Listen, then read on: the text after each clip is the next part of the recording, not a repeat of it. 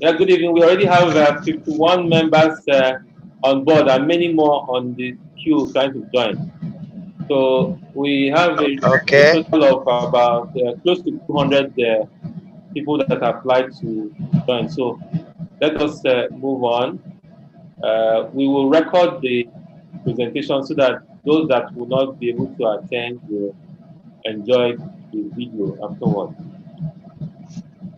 So at this point, permit me to introduce our guest speaker today. He is our very own and a member in council, Her Royal Majesty Adaku Chidume-Okoro FCA, ICAN Council Member BSc, MSc, PGD, Computer Science, UNILAG. She is actually an entrepreneur by practice, so she's going to give it to us raw. So, Madam, you are welcome, and thank you so much for honoring our invitation to lecture us today. Thank you. Over to you. Thank you, Mr. Oti. Once more, welcome to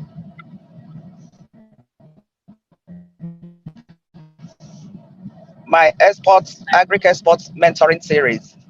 My name is Her Royal Majesty Adaku Chidume-Okoro. If you wouldn't mind, let me tell you a bit about myself, or I'll rather Nnamdi does that. Please, can you give a little brief about my background before I take off? Thank you. Yeah, Her Royal Majesty has been into practical export business for a while, and she's a member of council, and she's been mentoring a lot of people, and we feel that we should not be left out. So we had to approach her as a team, a member of a page platform, on behalf of page platform. I'm one of the moderators of page. Big auntie, this one you've been training others. We also need you to come and mentor us here. We want our members to be empowered, and that is why we have gone to meet her. So she's now with us. So we should all be prepared.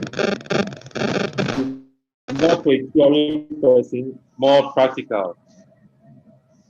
So thank you. Welcome, ma'am. Okay. Thank you, Nnamdi, once more. Like Nnamdi rightly said, and, this is what I know how best to do, agribusiness export. We've been in export business for well over 30 years, and we have flown Nigerian's flag at international trade exhibitions all over the world. My company has been to London, Frankfurt, Netherlands, New Orleans in the US, Chicago, Las Vegas, Shanghai, Mexico City, amongst others. I have passionately done the business of agri-exports, and based on my consistency and the commitment which we've been doing this business, the President of the Federal Republic of Nigeria in 2010 gave me an award in recognition of my efforts as Nigerian's Woman Exporter of the Year, non-oil exports. So I feel I should share part of my experience, part of my skills, part of my knowledge with you, the participants at today's forum. I know amongst us are some chartered accountants, non-accountants, engineers, medical doctors, and other professionals. But we have to realize that when it comes to practical business, the common denominator is your skill and your determination to succeed, and whether you have entrepreneurial calling. I go back to the objective of today's meeting. Our objective is one, to broaden our income earning, whether you're an accountant or non-accountant. No matter how much you earn, I'm sure no money is too much. So the idea is to encourage us to broaden our income earning through non-oil exports, especially agric produce, where I major. Also, to provide a possible income source for our members with very strong entrepreneurial skills. We also want to provide sustainable investment options for members who have idle funds, as well as strengthen our income earning capacity as accountants through consulting services in the agri sector. To encourage our members to key into the vision of seeing and appreciating agriculture as a business, prior to now, as a means of livelihood, just to make a living. But it's a differentiate agri as a business. Just like you have for the medical doctors, you have your hospitals. For the engineers, maybe you have your consultancy business. You offer different services. Those are your business lines. So for you to see agric as a business, it means you give it that same level of commitment, that same level of attention, that same level of passion to ensure that it succeeds. Our next objective is to broaden our understanding of global trade and business.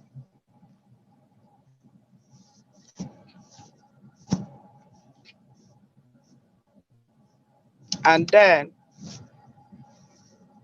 to assess mentorship from real-time practitioners in the non-oil exports business. Have opportunity to contribute to Nigeria's foreign exchange earnings from non-oil exports when you repatriate your export proceed. This, in a nutshell, is the objective I've always had at the back of my mind in running my mentoring series. We will start today's lesson by my quoting a former Federal Minister of Agriculture in the person of Akinwumi Adesina, who had this to say: the future millionaires and billionaires of they will be coming from agricultural sector. But I want African countries to be looking at agriculture as a business.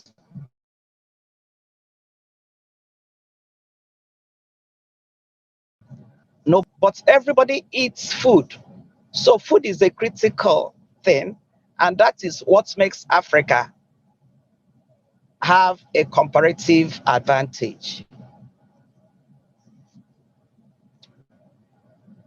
Adesina was a former federal minister of Agric and currently the president, African Development Bank. Having said that, we go to the next slide, which I called introduction. Please, Isuti, help me put the slide, the one that is introduction, put it on the screen so that all will see. It's there already.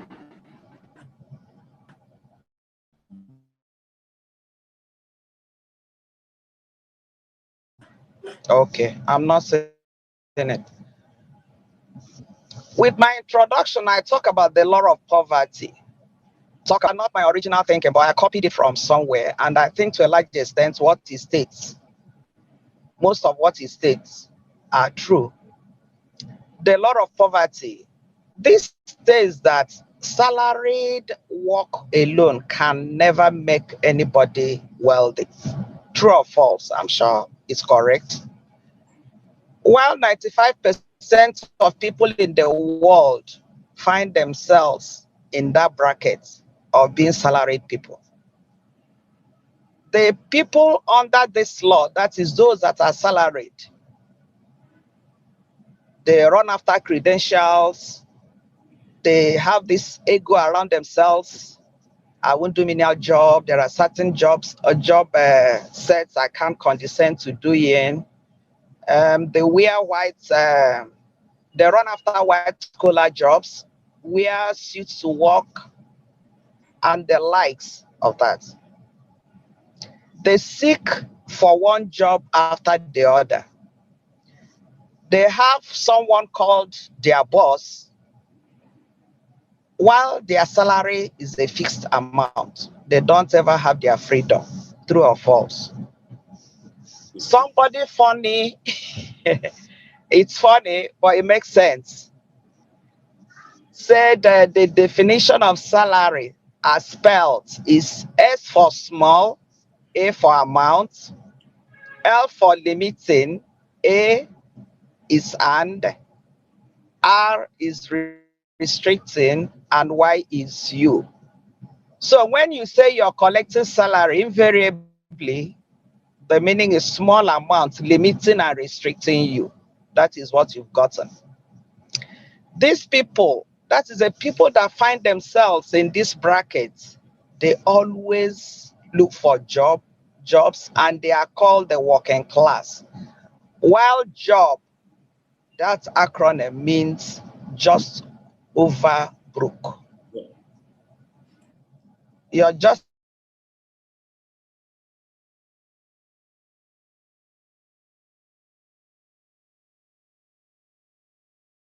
that the people that want to get wealthy, they prefer to work with teams or groups of people. They have ideas, and they take risk, calculated risk. Again, unfortunately, just about 5% of the people of this world belong to this bracket. The people under this law, that is law of wealth, they make use of their potentials.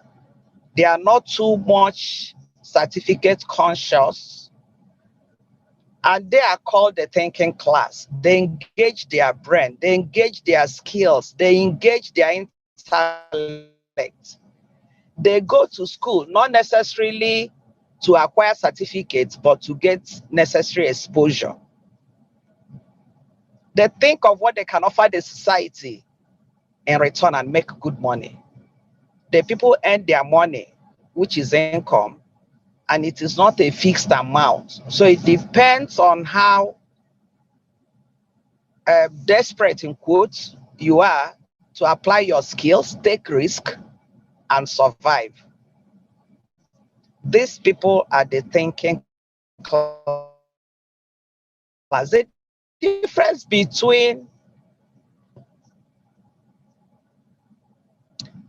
is due to the fact that the poor don't make use of the opportunities they see around them, while those that are wealthy make use of every available opportunity that comes their way.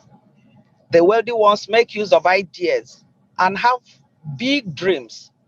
Sometimes, for such people, their friends, their family members may see them as people that are unrealistic. Why? Because you're not putting yourself within the confines of what is normal. But that is what you need to survive. So these people have big dreams, while the poor are just content with their take-home pay. And unfortunately, the take-home pay doesn't take anybody home. I leave you with this thinking nuggets. Money does not respond to qualifications. Otherwise, the wealthiest people in the world would have been PhD holders. Money does not respond to age also. Otherwise, the oldest twins of this world would have been the richest. It's not about, it's all about what you do after your degree. Have you noticed that first class degree holders are not the richest? Neither are third class degree holders the poorest. There is more to being wealthy than education. The most important thing is your mindset, your creativity instinct, and your ability to take risk. The only person holding your key to success is you. No other person, not your boss, not your family, not your friend, not your spouse, but you. The secret to success as for you to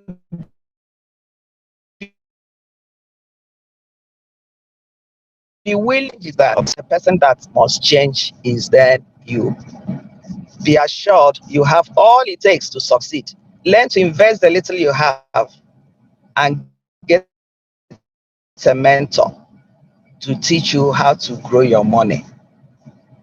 And by the way, for agri-export business,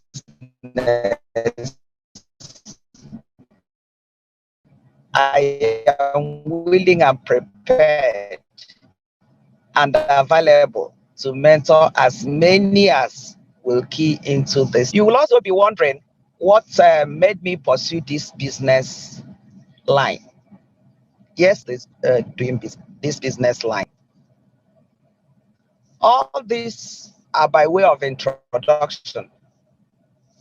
That is taking us to the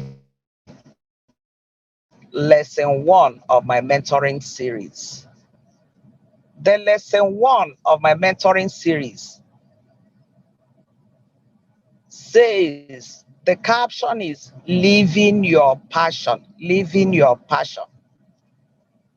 Remember, we are narrowing this business to agribusiness with specific emphasis on exports of agribusiness, agricultural produce, which is a value chain.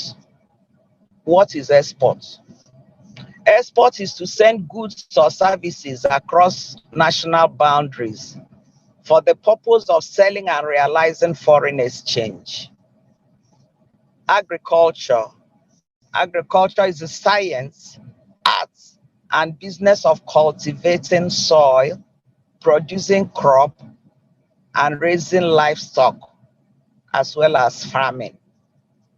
What is agri-produce, since we are exporting agri-produce? This is the output from agricultural activities as stated above. While agribusiness that we are emphasizing today means keying into any aspect of agri value chain and making it a source of financial independence for yourself and impacting other lives through it, as well as contributing to your nation's GDP.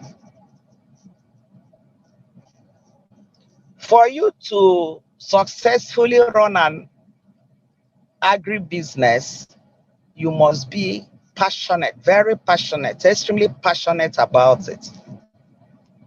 Ask me if I'm passionate about what I do.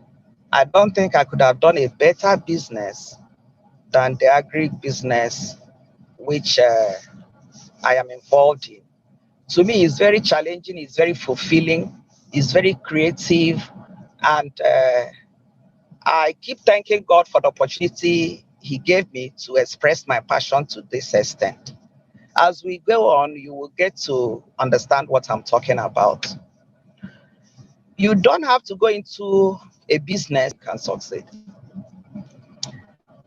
Agribusiness to you has to be something you crave for.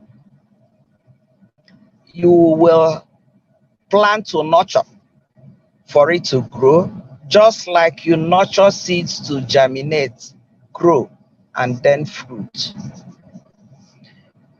That is the attitude.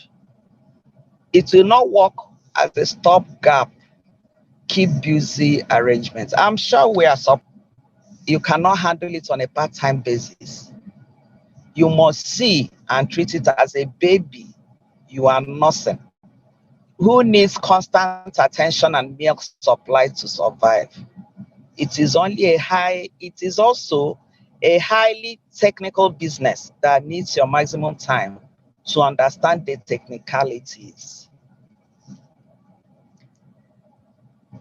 There are basic steps you need to take if you want to go into agribusiness. These basic steps you also take when you want to venture into every other form of business, whether it's hospitality business, whether it's manufacturing business, whether it's a consultancy business, what have you.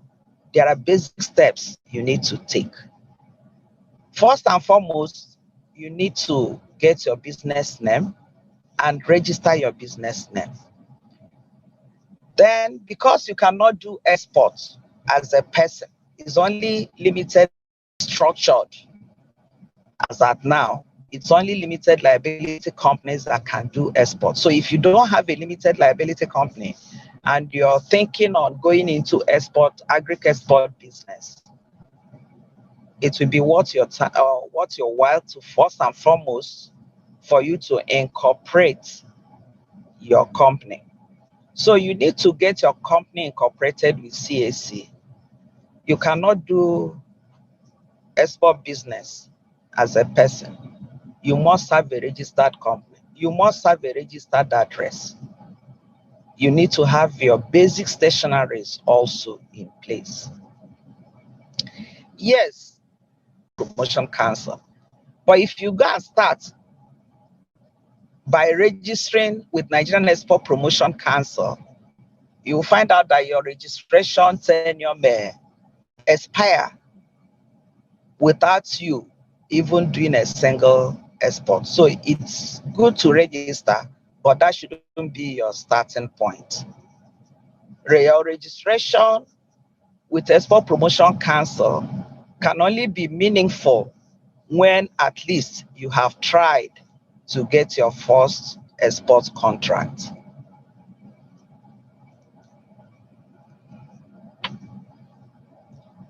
I pause a little.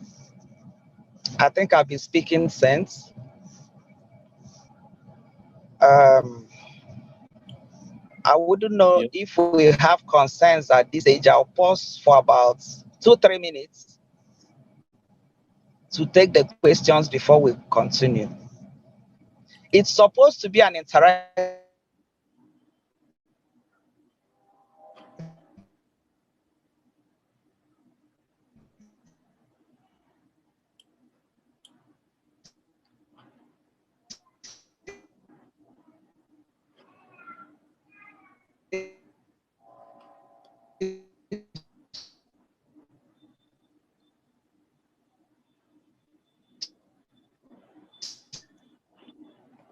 The voice seems to be cracking. session. It's not a lecture.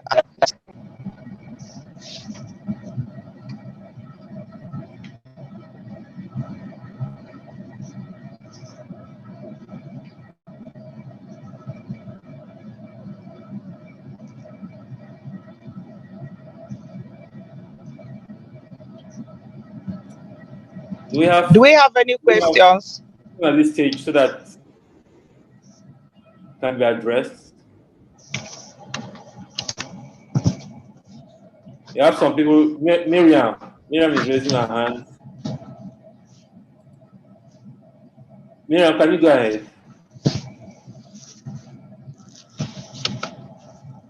We have Miriam Mohammed.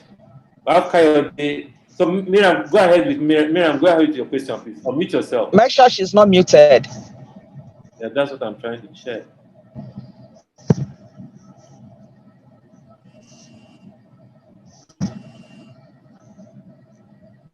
Hello.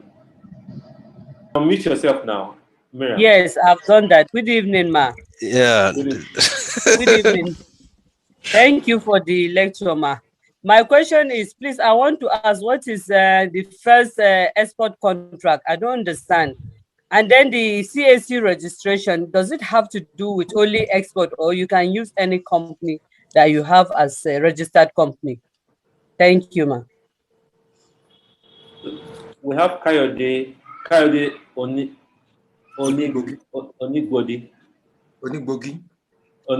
Go ahead. Yes. Good evening, ma. It's my pleasure to be in this meeting. Fortunately, I will not be able to stay till the end because I already have a meeting for 6 p.m. before I saw this invite coming. So I said, whatever be the case, I must attend. My question is, thank you very much. I have passion for agriculture, but for people who are still salary earners, yes, we know salary cannot take us home, but to take the drastic step of just quitting a job like that is difficult. So if agriculture cannot be done on part-time, it has to be full-time. How do we start? What is the process? What do you advise?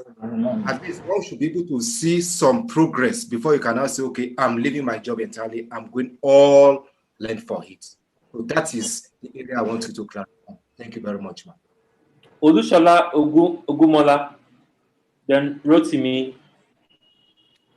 Yes, sir. Good afternoon. Good evening. And thank you once again for the opportunity given to us. Yeah, my question is, I just want to ask, add to what the earlier caller said.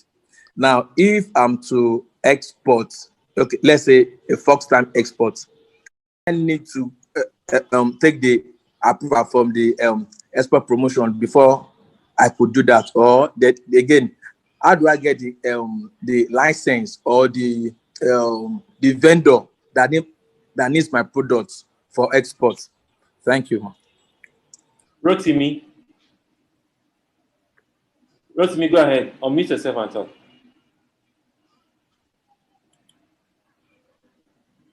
Rotimi,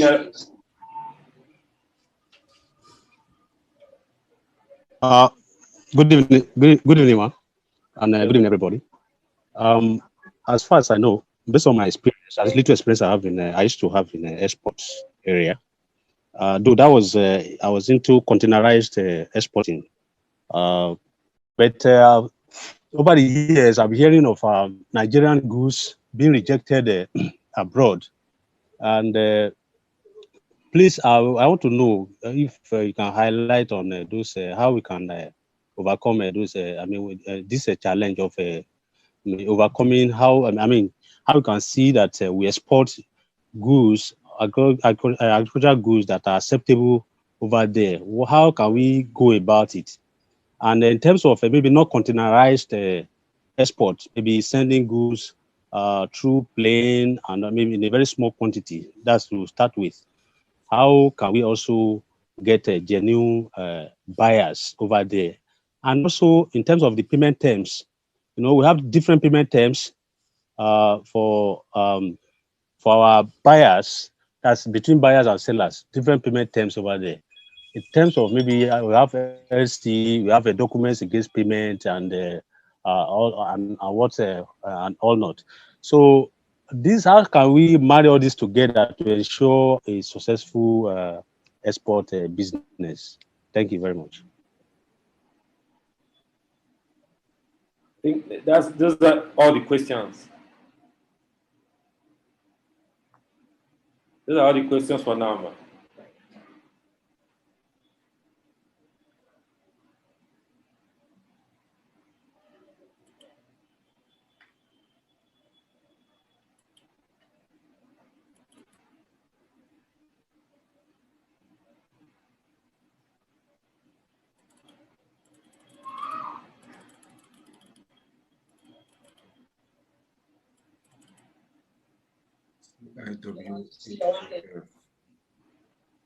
Yes.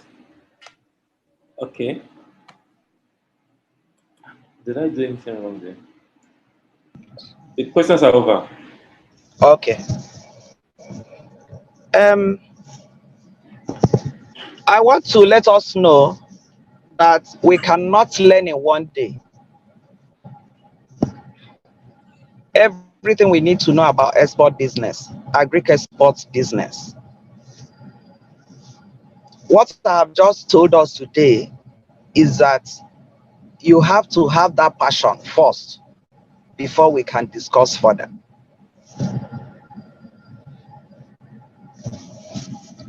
It's going to be in a series. What we have done is just lesson what to any company abroad. Remember, we are talking about offshore business. There must be a binding agreement, which is referred to as contract. As we take on the series of lectures for this mentoring, we will now get to know how you can get your export contracts, avenues through which you can get your export contracts. So I encourage you, Miriam, not to miss any of the lectures when scheduled, because you will hear, you will also be given an assignment. You'll be asked to go and try your hands to actually practicalize it.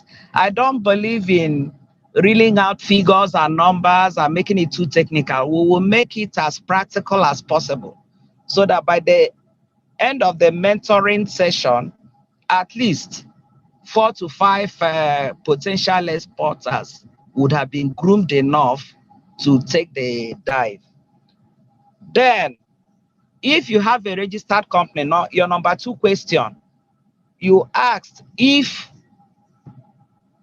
you can use any company to do export business. If that company has in its memorandum and articles of association export as a clause, one of the things it's set up to do, yes, you can.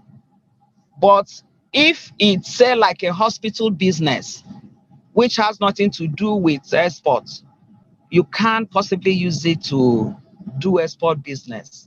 In that case, you will need to incorporate a brand new company that will specify that export is one of the things you will be doing. Then number 2 participant that asked a question. Sorry, I didn't get your name. But your question is, 1, that yes, that I stated that one needs to have passion for agribusiness. And then if you're in a paid employment, that how are you going to take that drastic action of abandoning your job to go full-time into agribusiness? If you listened to my intro, I had said for you to survive, you require some level of risk. Entrepreneurship is all about risk taking. Initially, it's not going to be easy, but with consistency, you will make it. You may be, remember what we are talking on specifically is agri-produce exports, not farming. Everybody is a farmer. I, for one, I cultivate vegetables in my garden, which I use. That one is not agribusiness. It's not agribusiness that we are talking about. We are talking about making agriculture a business. Just like you go to work, just like you set up your consultancy firm, just like you set up your audit practice. You can't be, it's not really, I don't think it's practicable for a medical doctor to have a hospital and still have a restaurant that he'll go and be paying attention to before going for to consult patients at his clinic. In the same vein, if you are running an agri-business, it requires your full-time attention. It's not something you go to work and come back to attend to. What you're doing at the level you're doing it at that level is a hobby, not agribusiness. It's full-time. And so long as you're still doing it as a hobby, it's not a business for you, and you don't expect to get with that line of business. Olushola is the third person that asked a question. He said, for first-time exporters, how do I go about it? Yes, in the course of this mentoring series, you will get to know how you will go about it. Then wrote to me, you talked about Nigerian goods being rejected abroad. Yes, quality issues, quality specifications, then getting buyers and payment terms. In the course of the mentoring series, you will get to learn very well all about this. I hope I've addressed all the questions. Is there any I didn't touch? You have addressed all of them. But if there's anyone that still thinks they've not addressed questions, you can still raise your hand. Mr. Nnadi, thank you. Sorry, I want to thank Madam for this privilege and the opportunities to share a wealth of experience with the members of the House. What I want to ask Madam is that at this stage, I think it will also be better for her to please expatiate on some specific risk, you know, that one can come across when we are talking about this export venture, business venture. Because as an accountant, and challenges, so, and we have a different risk appetites. People have a different risk appetites. To really have people moving on along, I think I will appreciate if Madam can expatiate on some few risks that people may likely come across and be willing to take, so that people will have a broad mind, you know, and be ready to take up this great opportunity. It's a great opportunity, and no risk, no venture, but it will be really brace up and take what all it takes, you know, to move along with this opportunity. Thank you. That is Mr. Joseph Adesuyi. Yeah, I know we that have, issue. Yeah. Joseph. Yes, yeah. We have Ashade BK also raising. What's the question, Ashade? Thank you very much, co-host. I appreciate so much what Madam has given to us in this discussion. It's quite enlightening. However, I wish to the line of the last person raising a question. Along the line of giving us the risk areas, it is also, anyway, speaking from my own perspective, new business, especially talking about two things at a time. Two things I mean.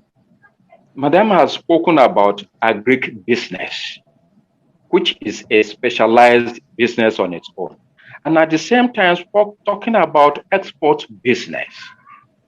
I will wish that, first of all, we address what that agribusiness is all about, how to go about it for a new person.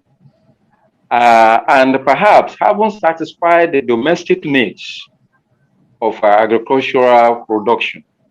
one can then extend this and be more comforting to a new one rather than having it all combined, talking of agribusiness and at the same time talking of export business. So if it is possible, madam, I will wish that you address them one after the other, what it takes for one to go into agribusiness, and if in addition to that, one will go into exporting. Thank you. Okay. Can I? Yes, yes, you can go ahead. I can go ahead and answer him. Yes. Okay, yes. Ashade, I hope I'm correct. Yes, Ashade. The last speaker. Yes. Ashade, Yes, okay. You are correct. If I wouldn't know at what point in time you joined us, we said the topic of mentoring, our mentoring, is agri-produce export business. Agri-produce exports, not farming. Remember, in agri-business, there's value chain. There are those at the primary level of production, cultivation, farming. Then you have those at the processing level. Others processing, packaging, and then distribution. The top echelon is exports, agri-exports. So the exports is like the highest level, I would say. And that is where it happens. If you're into farming, almost everybody can crop something at their garden and get some results. If you're into processing, that's some value addition. Processing, packaging. If you're into distribution, a further value addition. But when you're into exports, that is where it happens. So what I'm encouraging us to do is that if you must think of agri, then think of agri exports. For you as a professional, maybe an engineer, an architect, for you, a university degree holder that wants to do agri as a business, agri-business, I'm encouraging us to go into export business because that is where it's happening. And that is where it will be very, very challenging and satisfying for you to engage in as a professional. Did I address your concern, Ashade? Effectively so well. You will agree with me. Yeah. You will agree with me that a salaried earner cannot possibly go into agri-exports. At all. Very committing and demanding. It requires your whole time. We are not talking about farming. Okay. Yes, it's agri-business, but we have singled out exports of agri-produce. That is very where clear. I am. Good. For the primary levels, something like you have a poultry farm or a piggery farm, or you're into fish production. Almost everybody is doing it. So why do you want to do what every other person is doing? We are looking at a niche area that you can go and make a kill, in quotes. In the first place, if you're into agri-business exports, your earnings, your income will be in foreign exchange. It will be in hard currency. You'll be contributing to Nigerians' foreign exchange earning. And the government also encourages those that are into agri-exports. Then, that takes me to the question asked by Joseph. He wants to know the specific risk of venturing into agribusiness. I give a life example. When you go to a swimming pool and you decide to jump into the water to swim, you know there are some risks associated with it. You may not know. People jump into that water and they may never come out. When you decide to go into a business that is very technical, like agri-export business, you're taking a risk, but it's with mentoring, with mentorship, it will be a calculated risk, because your mentor will tell you, do this, don't do this, do this, do this. There's financial risk. There's risk of losing your monthly pay, your salary, like we've been saying. So if you're highly risk averse, then business is not for you. Not everybody is cut out to be an entrepreneur anyway. I keep saying that. Some people just want to stay in their little corner and be comfortable and not take any undue risk. So the specific risk is financial risk. You know, if you are the type that you have family, you have wife, you have children, you need to calculate and check what will become of them if, say, for the next 6 months, you've not found your feet. But again, if you have a mentor, like I've offered to be, somebody that is guiding you, your training period will be shortened, and you will not make a lot of avoidable mistakes if you have a mentor that is guiding you. Thank you. Any more questions? Okay, I'm with you, Mr. Aute. Good evening, Ma. Thank you for the lecture. I just want to raise a particular question based on your response to Ashade.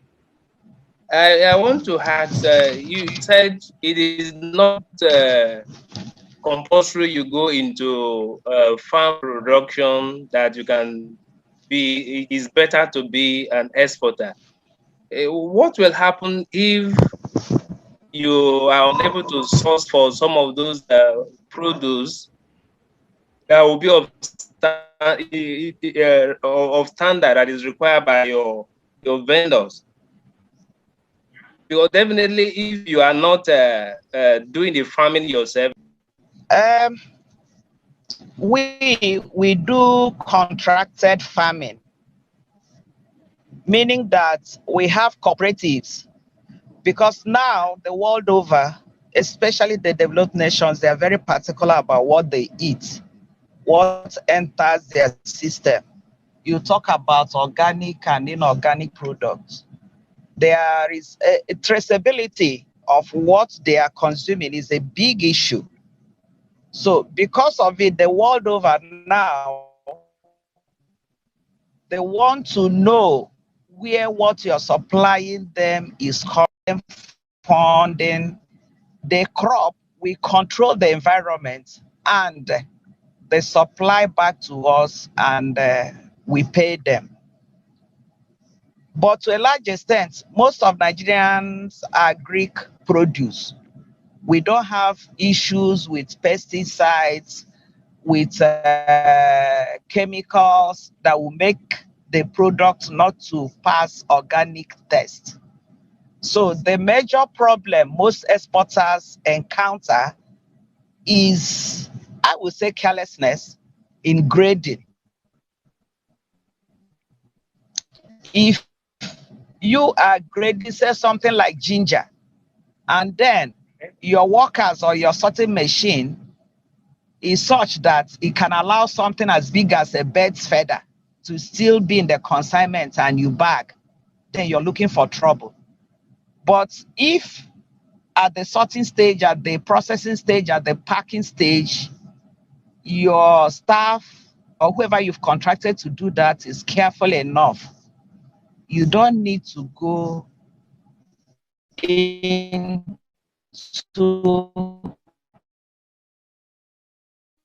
primary farming on quality of what you export.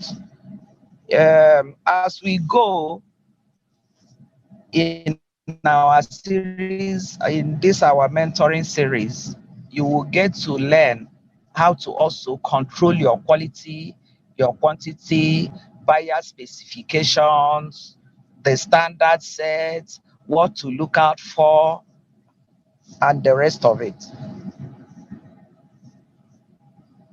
Thank you. Okay, thank you, ma'am.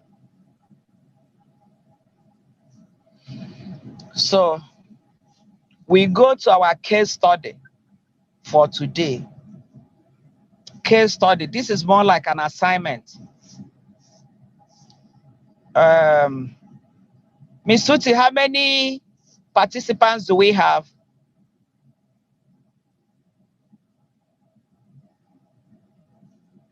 Hello? So now we have 67. Okay, I think it's on me. 67 online. 67. Okay. Okay. So our case study. It says, my friends tell me that agribusiness is the in thing. I have decided to take up the business because one,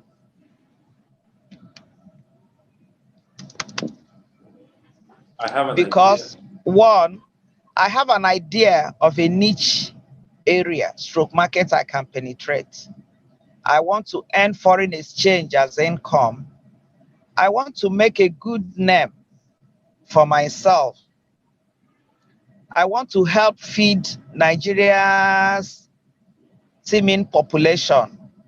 I want to join the bandwagon since it is the in thing. Which of the above will most guarantee the success of your business? Justify your answers. So that will be our case study. We are encouraged to send in our questions and their queries. Okay. Yes, so before our next lecture, I expect to see what people think based on today's lecture, their answers to the case study. The chat aspect of this Zoom is not activated. So it needs to be activated, yeah, so that you can put something in. Yeah. Okay, yeah. We'll look into that. We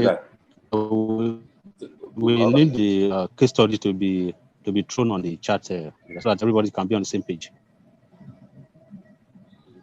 But you can see, no, the answer is for next lecture. We might have to get more, do a little bit of research based on what Madam has said, and maybe we'll create a WhatsApp or a Telegram group, so we'll take it all from there. Okay, then in that case, we'll have to create a platform. We'll create a platform for that. We'll create a WhatsApp group for that. Hello, sir. Hello, sir. Yes. Please. I'll work on that this evening. I'll send you a mail. We have all your emails, so we'll send you a mail and we'll go into that. Thank you very much. So, thank you so much. So in conclusion, yeah.